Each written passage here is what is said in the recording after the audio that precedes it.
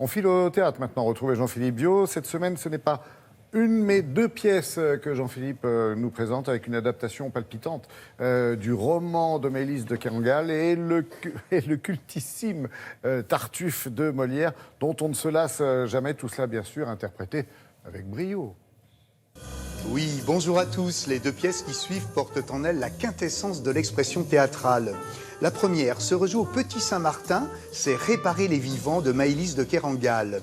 Emmanuel Noblet, lauréat du Molière du meilleur seul en scène, c'était en 2017, en signe adaptation, mise en scène et interprétation. Croyez-moi, si vous n'avez pas encore vu ce touchant et magnifique spectacle, c'est à ne pas manquer. Allongez le temps. Une chemise cartonnée en tête de l'hôpital recèle des images dites pertinentes. Il est au ras du monde. Il compare, vérifie, recommence. Devenir vague. C'est tout vu, c'est plié.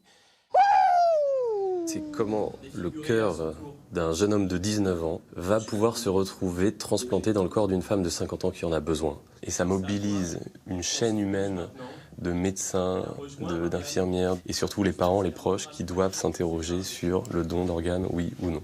L'arrêt du cœur n'est plus le signe de la mort. C'est désormais l'abolition des fonctions cérébrales qui l'atteste. C'est des alternances entre la vie et la mort, parce que par exemple les chirurgiens, ils passent de la gravité où ils jouent avec la vie de leurs patients à des blagues sur le foot. Et il y a des moments de légèreté qui sont vraiment étonnants par rapport à la gravité de l'enjeu. On ne sait pas qui va recevoir le cœur de Simon. On ne saura jamais, hein. Vous pourrez connaître le sexe et l'âge du receveur, oui, mais vous ne connaîtrez jamais son identité. Je crois que l'auteur, en s'attaquant à ce sujet, avait besoin de trouver un peu d'espoir ou de sens, s'il peut y en avoir un, à la question du deuil. C'est la vie qui gagne. C'est extraordinairement positif.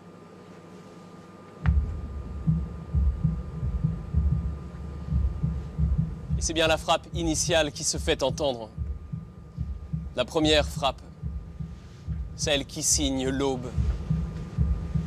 La seconde pièce à voir cet automne fait partie quant à elle de ces nombreux chefs-d'œuvre classiques devenus cultes.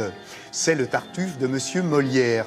Une troupe de 12 artistes s'y partage l'affiche, parmi lesquels l'inusable Michel Bouquet, qui incarne le rôle d'Orgon, et l'inimitable Michel Faux, celui du rôle titre. Michel Faux d'ailleurs qui en signe la mise en scène. Ça se joue pour l'instant également à Paris, au théâtre de la Porte Saint-Martin, c'est au même endroit. Je dis qu'il en a l'encolure et que son ascendant, monsieur, l'emportera sur toute la vertu que votre fille aura. Cessez de m'interrompre et songez à vous taire, sans mettre votre nez où vous n'avez que faire. C'est l'histoire d'un grand bourgeois au XVIIe siècle qui a une grande famille qui est un peu tyrannique et qui devient un fanatique religieux. Il se fait totalement envoûter par un imposteur machiavélique qui est Tartuffe. Vous épousez Tartuffe. Il est certain que mon père s'est mis en tête ce dessin. Prenez-moi ce mouchoir. Comment? Couvrez ce sein que je ne saurais voir.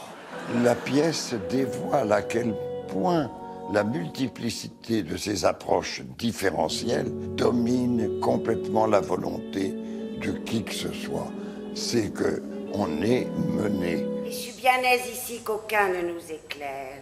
J'en suis ravi de même et sans doute il m'est doux, madame, de me voir seul à seul avec vous. C'est une occasion qu'au ciel j'ai demandé, sans que jusqu'à cette heure il me l'ait accordée. Molière, ce qui est formidable, c'est qu'il mélange la tragédie et puis la farce la plus féroce. Dans Molière, on est toujours surpris parce qu'on se trouve comme un enfant. C'est l'homme à surprise le plus extraordinaire. Ingrat!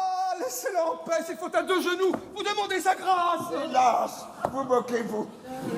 À prévenir les bruits et les sujets d'ombrage. Je fuirai votre épouse, et vous ne me verrez. Non, en dépit de tous, vous la fréquenterez.